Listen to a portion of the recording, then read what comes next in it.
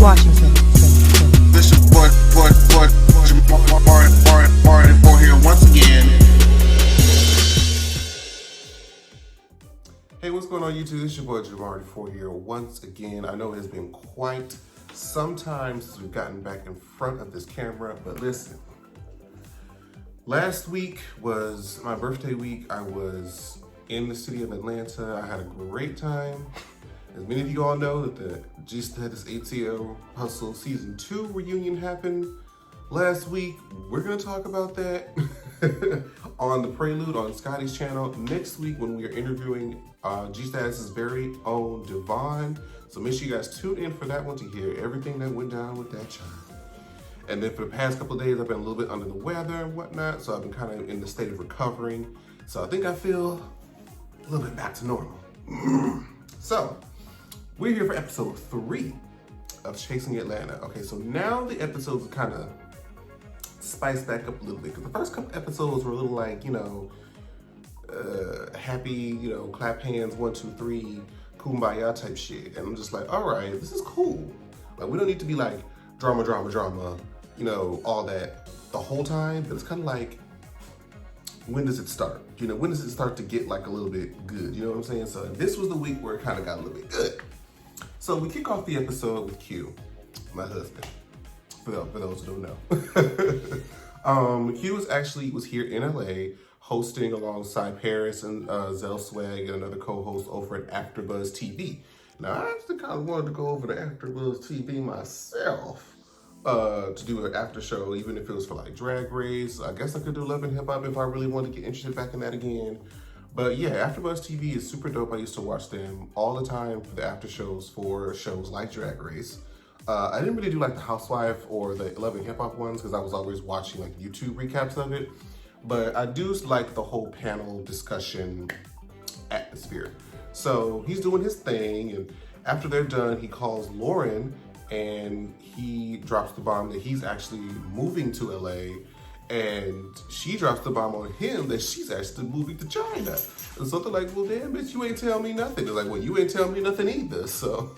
And they're like, so what is Atlanta gonna do without us, child? And I'm just like, well, I feel like they'll still, I mean, I don't know how they're gonna continue. I don't know if they're gonna be part of the next season, if they're gonna be, you know, back in Atlanta or, you know, what have you. But what I do know is that Quentin is doing the Chasing LA. All right, I can't wait for that because I have never been in a city where a reality show that I'm actually recapping is happening.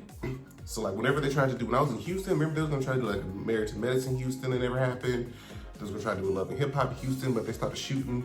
So, and there hasn't been, I had never done like an LA-based reality show or an LA-based, reviewed an LA-based show since I've been here. And it'll be interesting, especially on the level of the Chasing Atlanta series, where I might be able to get to know a lot of the people who live here. So can't wait for that. Really, really excited for that project. But yeah, this is a great opening scene, and it's great to see, you know, Quentin and Lauren doing their thing in their own elements. So next we move over to Dominique and Anthony. They're in their apartment, and you know, we're getting to see, you know, Dominique's man for the first time, and both of them are fine. To be honest with you, both of them are fine. If y'all ever open to OnlyFans, I like to see it. But they're sharing how, you know, they've been together for 7 years and how Anthony still is not completely out to his parents, which is always very interesting to me. I see, because I believe he's significant. Which one of them is older? I feel like Anthony's the older one, right? Or is Dominique the older one? One of them is like significantly older than the other one by like maybe 6 years. I can't remember when Dominique first mentioned it. But after you move out of the house and you start being an adult and paying your own bills, and I know everybody's different when it comes to how they want to express their sexuality, especially to their parents and family. That's a really sensitive thing to go through, but child, at some point, it's just like, look, once I'm already out doing my own thing, and I don't really need to ask you for nothing, I mean, I guess you still value their opinion, but it's just like, I'm just doing my own, it is what it is. And if they have a problem with it, they don't really have to see me, we don't have to communicate. But he has not told his mom about it, and he has not shared Dominique with his mother yet. So he hasn't brought anybody home. And I know that is like a big deal, like a big step in a relationship, because that's something that I brought like a couple of boyfriends to my mom. Obviously neither one of those worked out, but each time that I did it, she was always like, I don't really care for that one. And she was right both times. So I understand you sort of taking that step seriously with your relationship. But I feel like y'all, I mean, it's 7 years. Like when I was doing it, we was only together for like a few months. Okay, so 7 years, y'all are already planning on getting married. I think, you're ready. I would want to give you the support that you're ready, because, for whatever reason, even if your mom, doesn't want to accept it or tries to give you any sort of backlash, you always have each other. So I think that would be really, really important. He'll be there to support you. So I'm sure that your mother is still gonna love you no matter what, but we get to see a little bit more into their relationship. They're gonna try to build, they're trying to make like a whole game plan for 2020. So good for them. I don't know how much that game plan worked with the pandemic, but you know what? It's good to have a goal anyway. Next scene, we get to see Little Kendra perform. She does like a whole medley of her songs, the Free Little Kendra, I'm Coming, which is probably one of my personal favorites. And what's that song called? I think it's called just Ex-Best Friend. She's in the club. I do secretly really like Little Kendra. She is so much fun, and she can just get rid of her manager. That's just all. And again, when I talk about these shows, I just go by what I see on the screen. I feel like I have to make that disclaimer every time I do a video on these shows. But something just doesn't sit right with me with that man. I feel like I just can't trust him. And whenever all of her drama that comes with Oliver and Lauren isn't as dramatic as it really is. And I feel like it's because he puts it through a lens of negativity. Just this on my opinion.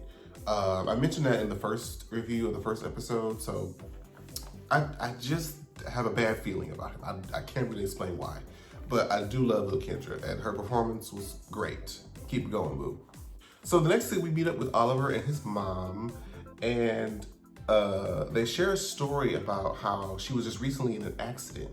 And so she was actually T-boned leaving from her job. I believe she said that she worked at a jail, and she was T-boned by a drunk driver. And when she got into the accident, they told her she told them not to call Oliver because, there were a lot of detail that she didn't know about. She didn't want Oliver to worry. I believe they were in like 2 separate states at the time.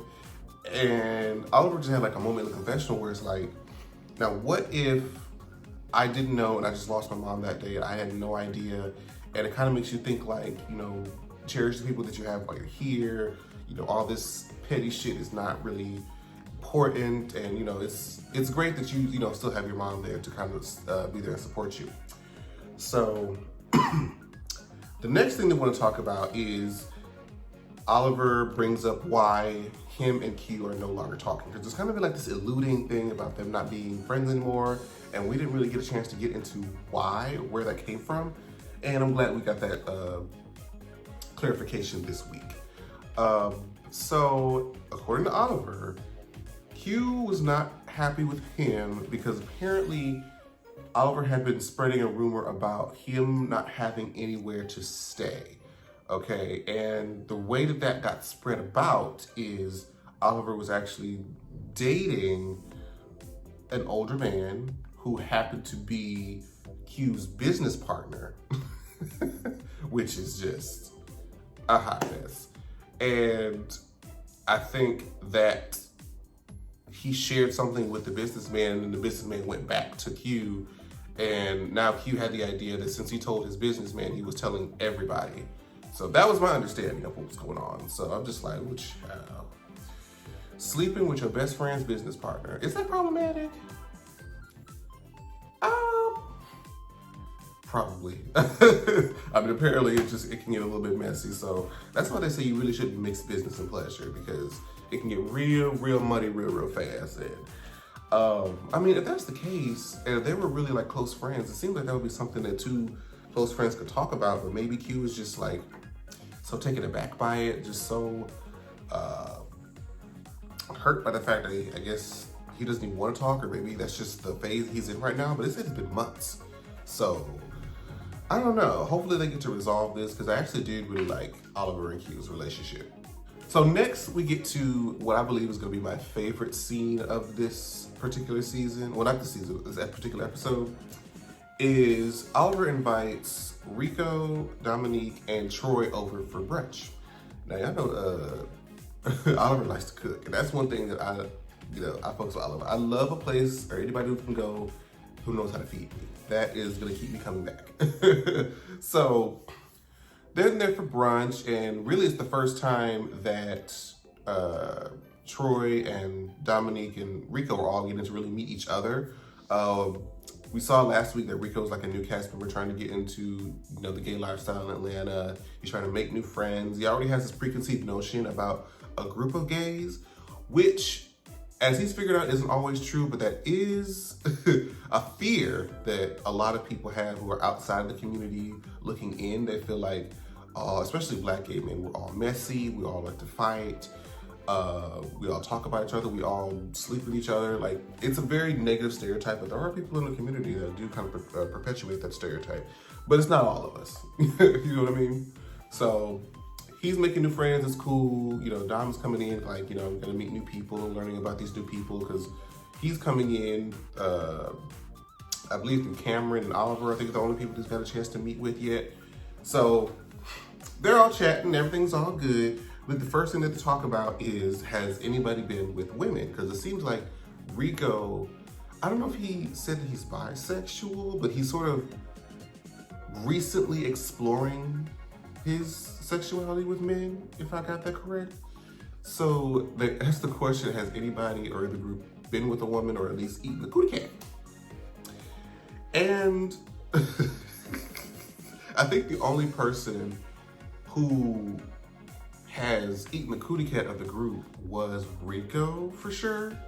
I felt like Dom had been with a woman sexually, but he had never went down south, if I'm not mistaken. And I think Troy and Oliver had just never even touched it.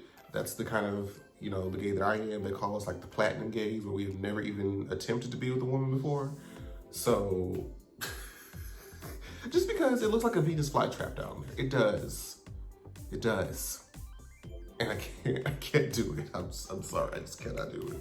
So everything was going great and fine at the brunch, and then Troy decides to bring up Kendra's diss track, where she's, of course, saying everything, the frustrations that she's had with Oliver, the contract, the song that she did, how she felt disrespected and called her Olivia and blah, blah, blah, blah.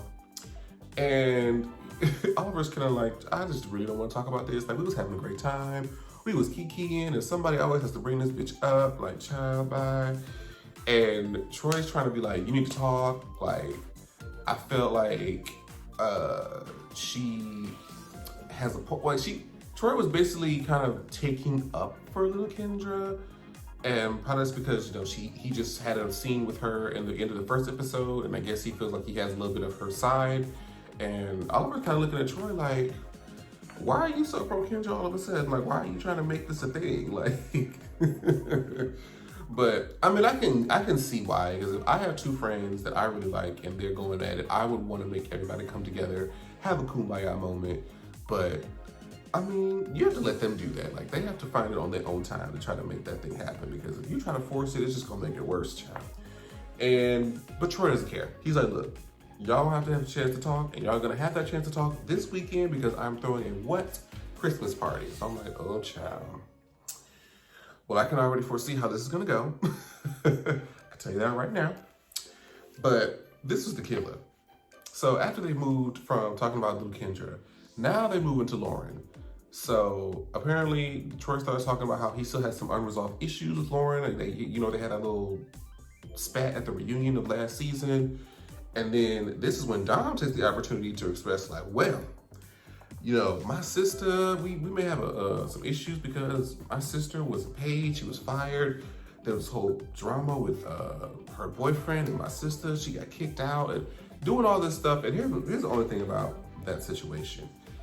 I want to say that I mentioned this in the first episode when I first heard about this issue with Dom.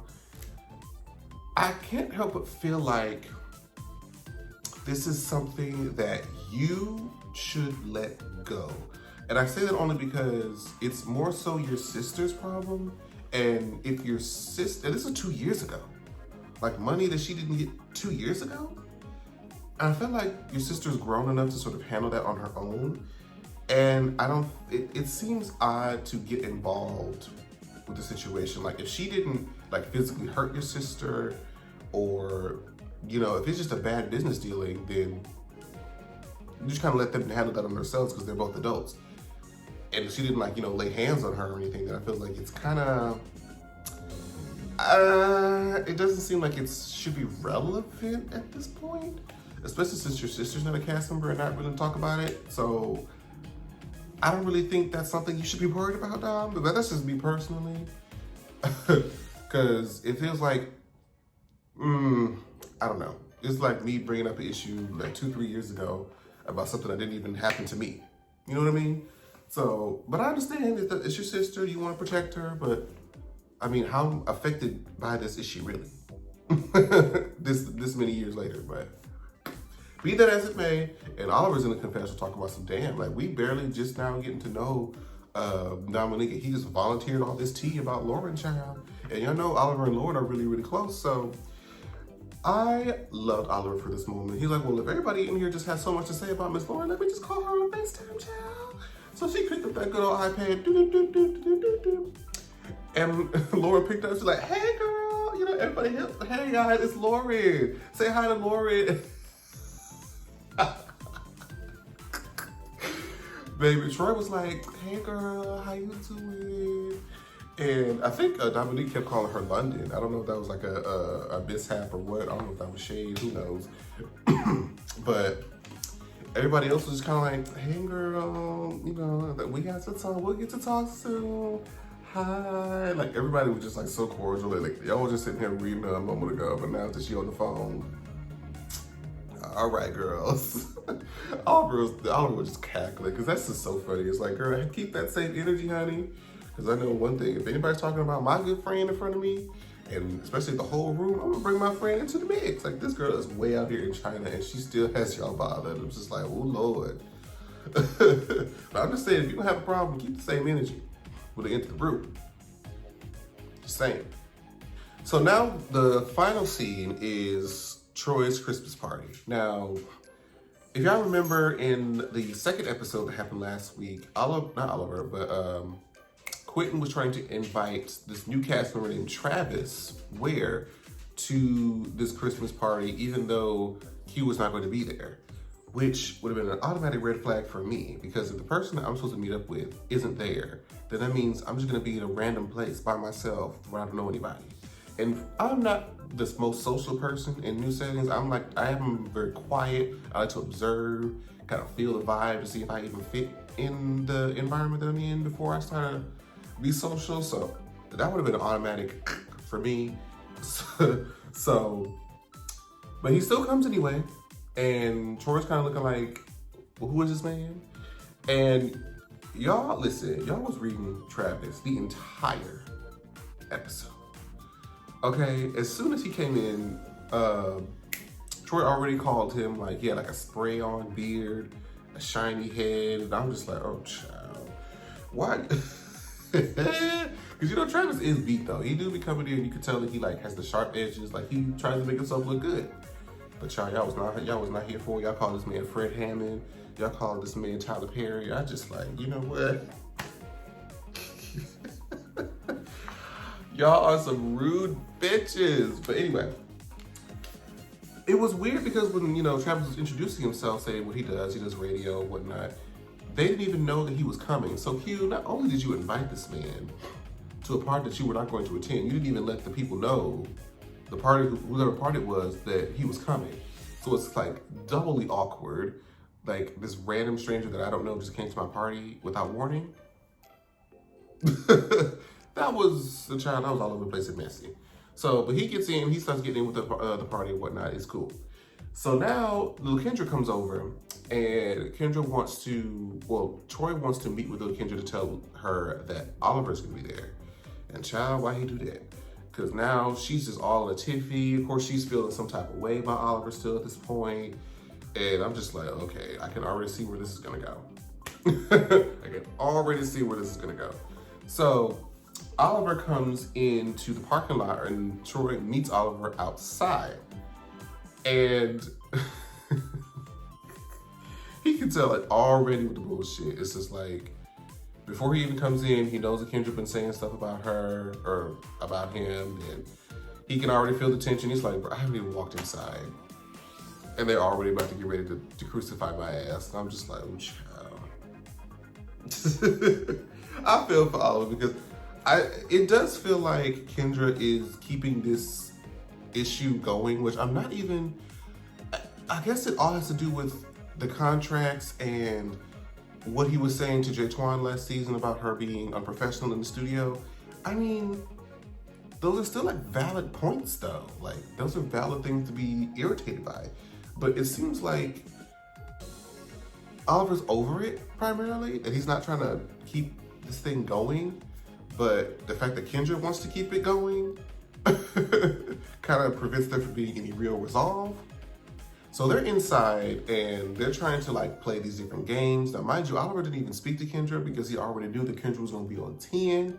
And she's like throwing these little digs here and there between the games. And Oliver's kind of like sitting there like, look, I'm not about to sit here and just let you have this rant or make these digs at me this whole time. Like everybody's here trying to have a good time. And you just over there sitting like a bump on a log, he says, is not, I'm just gonna excuse myself because I don't got time for it.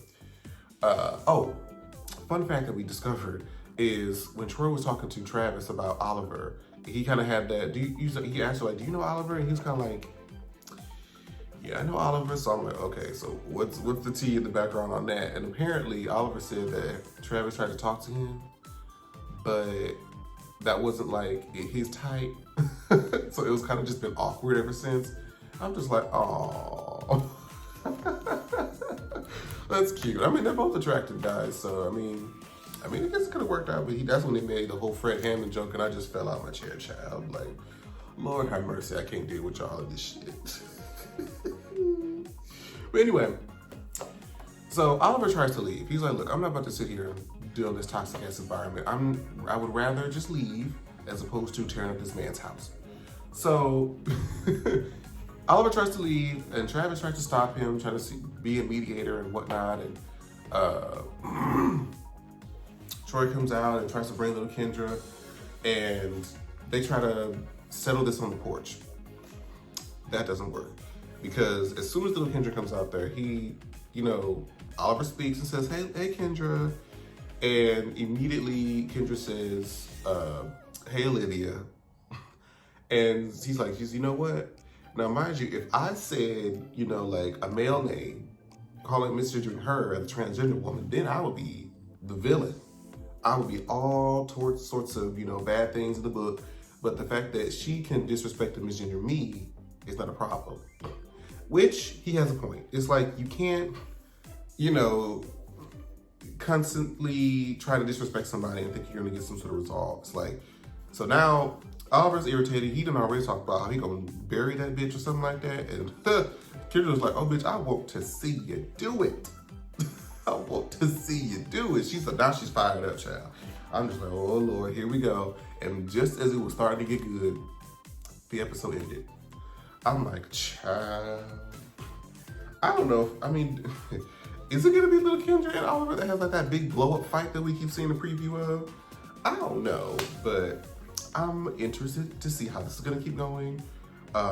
Make sure you guys like, comment, and subscribe. Tell me what you thought about the episode down in the comments below. And should any other cast members happen to see this, hey y'all, I love y'all. A few of you have already followed me and I really, really appreciate it. I hope to bring some of y'all on our show to interview towards the later part of the season. That would be super, super dope. Make sure you guys subscribe to the prelude. Also, I wish I would have mentioned this at the beginning of the video. Our podcast fund, the fund that me and Scotty put together for raising money to get a new computer to have the software to create our podcast, is reached over the halfway point. We've reached $665 from you guys' gracious donations. Thank you so much for all that you guys put in. We've reached the halfway point and I'm so excited. The link, if you want to donate, will be in the description of this video.